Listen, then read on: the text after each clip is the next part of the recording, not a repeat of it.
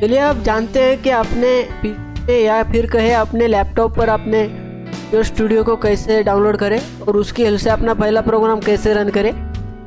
तो उसके लिए सिंपल हमें हमारे ब्राउज़र के ऊपर जाना है। ब्राउज़र के ऊपर जाते ही हम VS कोड डाउनलोड सर्च करेंगे। VS कोड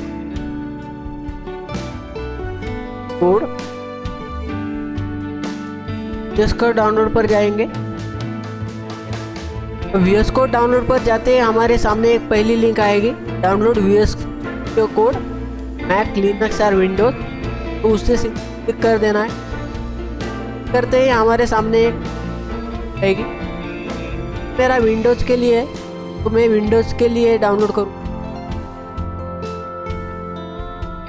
अब ये देखिए मेरा डाउनलोड होना शुरू हो गया है VS कोड। अब हमारा VS कोड डाउनलोड हो चुका है तो हमें सिंपली इसको इंस्टॉल करना है। तो इसको हम डबल क्लिक करेंगे। अब इसके ऊपर डबल क्लिक करते हैं हमारे पास एक फ्रेम ओपन हो जाएगी या फिर कहीं एक विंडोज़ ओपन हो जाएगी जिसमें दो ऑप्शन मिलेंगे, यस और no, do you want to run this file. तो हमें रन पर क्लिक करना है। हाँ, हम रन करना चाहते हैं। रन पर क्लिक करते ही यह हम एक एग्रीमेंट साइन कर लेगा। तो एग्रीमेंट को हमें एक्सेप्ट करना है कि आई एक्सेप्ट एग्रीमेंट एंड हम नेक्स्ट करेंगे। नेक्स्ट करते ही हम पास एक ऑप्शन आ जाएंगे, एक एडिशनल टास्क। तो हमें क्रिएट डेस्कटॉप ऑलरेडी, इसको रहने दे। अगर आपने सिलेक्ट नहीं किया तो आपको सिलेक्ट कर लेना है। अब इसको नेक्स्ट कर लेते हैं। नेक्स्ट करते ही ये इंस्टॉलेशन, तो इंस्टॉलेशन पर क्लिक, इंस्टॉल पर क्लिक करते ही ये इंस्टॉलेशन की प्रोसेस शुरू हो जाएगी। अब हमारा यहाँ पर इंस्टॉलेशन का प्रोसेस पूरा हो चुका है तो हम अब फिनिश पर क्लिक कर देंगे। अब आपने विजुअल स्टूडियो में अपना पहला कोड यानी कि अपना पहला प्रोग्राम हेलो वर्ल्ड को कैसे रन करते हैं और विजुअल स्टूडियो कैसे काम करता है इसके बारे में देखा था। अब अगले लेक्चर में हम देखेंगे जावा के कीवर्ड्स या फिर कहे जावा के फंडामेंटल्स, जावा के टोकन्स के बारे में पढ़ेंगे। तब तक के लिए शुक्रिया। हमारा इंस्टॉलेशन तो पूरा हो चुका है बट हमें जावा के प्रोग्राम जो स्टूडियो में करने के पैकेजेस की, जावा पैकेज की, तो हमें इसे प्लीज सर्च करें जावा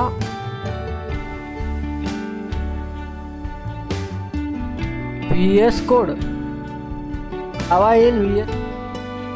यहाँ पर ये सर्च करते ही पहली लिंक आ जाएगी, जावा इन विजुअल स्टूडियो कोड। तो हमें यहाँ पर हमारे सामने एक फ्रेम ओपन हो जाए तो हमें स्क्रॉल करके नीचे आना है। चाहते ये install the coding pack for Java. तो अगर मेरा विंडोज़ है तो मैं विंडोज़ डाउनलोड करूँगा, फिर कहीं इंस्टॉल करूँगा। यहाँ पर हमारा विंडोज़ के लिए विजुअल स्टूडियो पैकेज हमारा इंस्टॉल या फिर कहीं डाउनलोड होना शुरू हो चुका है। अब हमारा visual studio code package download हो चुका है तो हम इसे सिंपली इंस्टॉल करेंगे। इंस्टॉल करने के लिए हमें पर डबल टैप कर पे दो ऑप्शन मिल जाए, do want to run file. हाँ, मेरा पर क्लिक कर दिया। अब रन पर क्लिक करने के बाद एक विंडोज़ खुल जाएगी हमारे सामने। अभी ये टाइम ले रहा है बट यहाँ पर हमें ऑप्शन मिलेगा install code package for Java. तो इसे सिंपली हमें इस एग्रीमेंट को नेक्स्ट कर देना है। अब नेक्स्ट करने के बाद हमें फिर से एक बोलेगा कि जावा डेवलपमेंट किट आ जाएगी और इसके अंदर ही विजुअल स्टूडियो कोड के अंदर ही वो जावा डेवलपमेंट किट आ जाएगी। अब हमें इसे भी इंस्टॉल कर लेना है।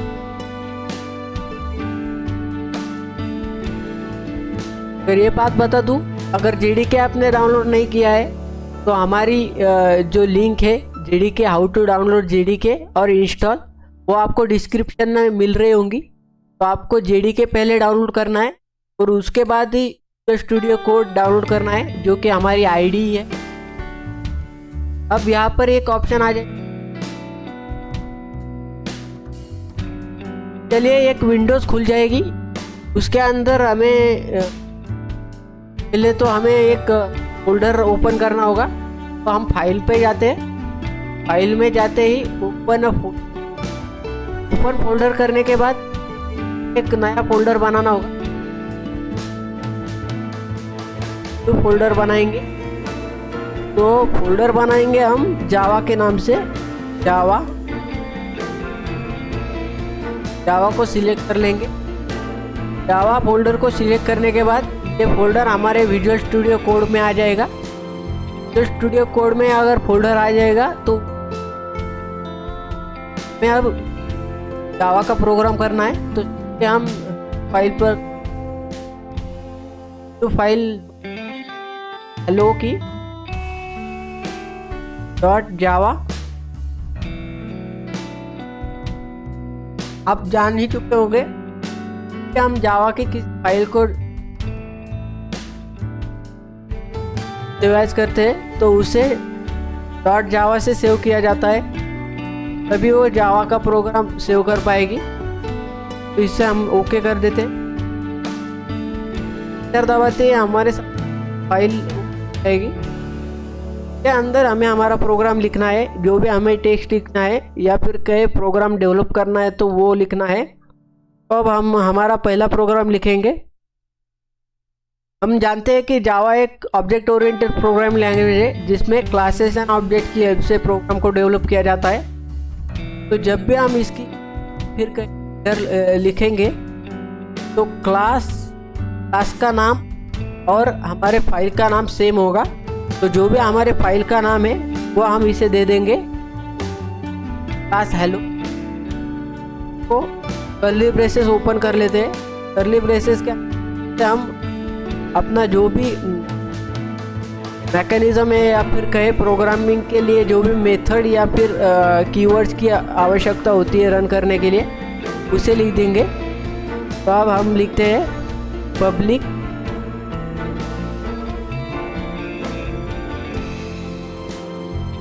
पब्लिक एक कीवर्ड है और पब्लिक स्टैटिक। अब स्टैटिक का क्यों होता है? स्टैटिक का यूज इसलिए होता है कि हेल्प से हम बिना ऑब्जेक्ट के प्रोग्राम को रन कर सकते हैं या फिर कहे प्रोग्राम को डेवलप कर सकते हैं। Public static wide. अब वाइड एक नॉन एसेस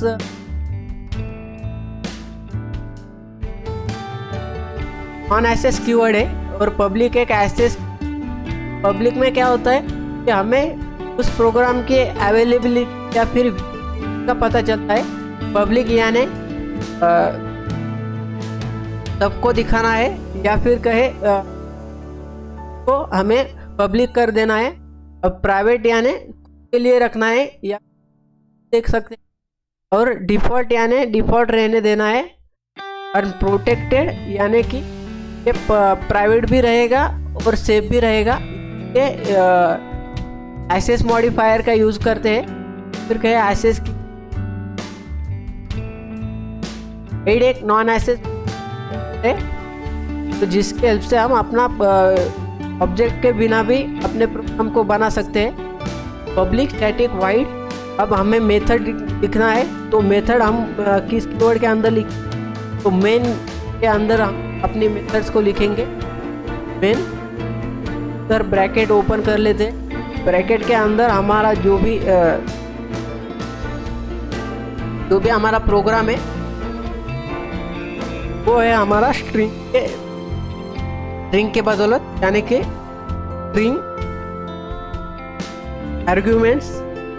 या इसका मतलब है कि हम कुछ आर्ग्यूमेंट्स देने वाले आर्ग्यूमेंट्स। अब स्ट्रिंग एक टेबल है, यानी कि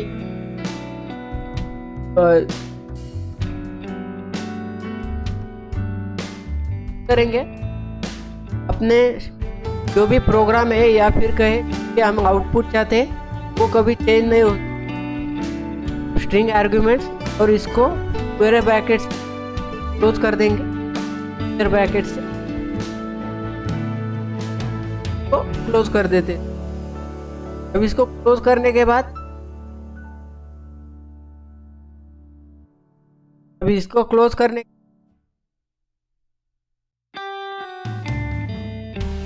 और एक ब्रैकेट ओपन, कर्ली ब्रैकेट के अंदर हमारा आउटपुट आ जाएगा। यहाँ पर हम सिंपली प्रोग्राम को आउटपुट करने के लिए सिस्टम लिख देंगे, system SYST dot out dot print ln. Print ln क्यों लिखा? आउटपुट को प्रिंट तो नेक्स्ट लाइन में एलन लिखा है।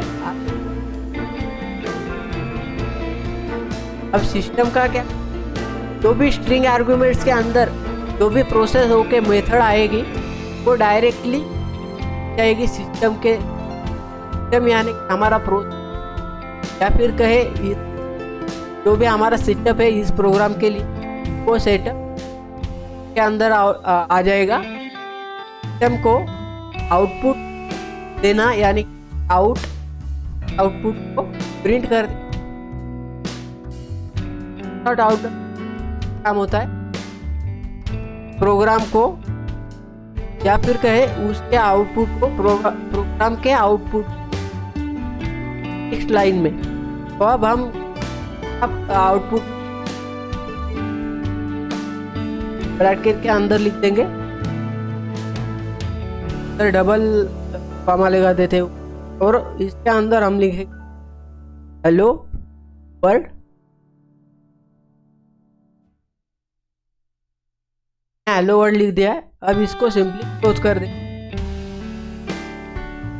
हमारा प्रोग्राम हो चुका है। अब हमें इसे रन करना है। तो हमें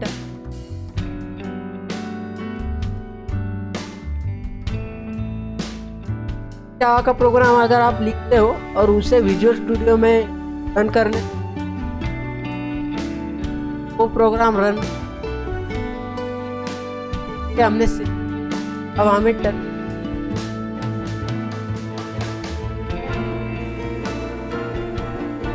ओपन करेंगे। टर्मिनल पे आते ही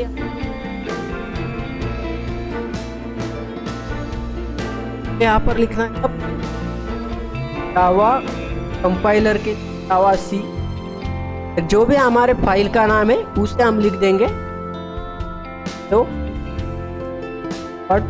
जावा।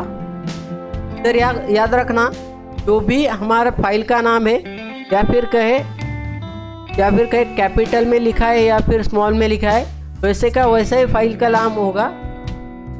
याद रखना जावा एक लैंग्वेज है, इस क्या कहे लैंग्वेज से करनी नहीं करनी, कैपिटल को स्मॉल में नहीं है या फिर कहे स्मॉल को कैपिटल हमने लिखा है वैसे ही रहने देना है। अब इसको हमने कर देना है फाइल में जाकर। सेव करने के बाद हमें इस टर्मिनल के अंदर आ जाना है। टर्मिनल के अंदर आते ही हम फिर से जावा कंपाइल यानी कि फाइल को कंपाइल करो। वो फाइल क्या है hello.java है फाइल, तो .java फाइल को कंपाइल करना है। hello.java को हम सिंपल hello.java को कंपाइल करने जा रहे हैं। कंपाइल कर जा रहे हैं तो हमने क्लास का नाम क्या रखा है, हेलो रखा है। सिंपली जावा का प्रोग्राम है इसलिए जावा और हेलो।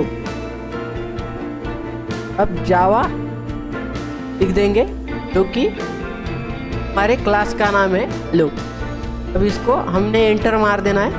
अब जो भी हमारे क्लास के अंदर प्रोसेस होके कोड आएगा या फिर क्या हमारे को जो भी आउटपुट वो हमें आउटपुट चाहिए था तो वर्ड वो अब आ चुका है। इस तरह से जावा में जो काम करता है।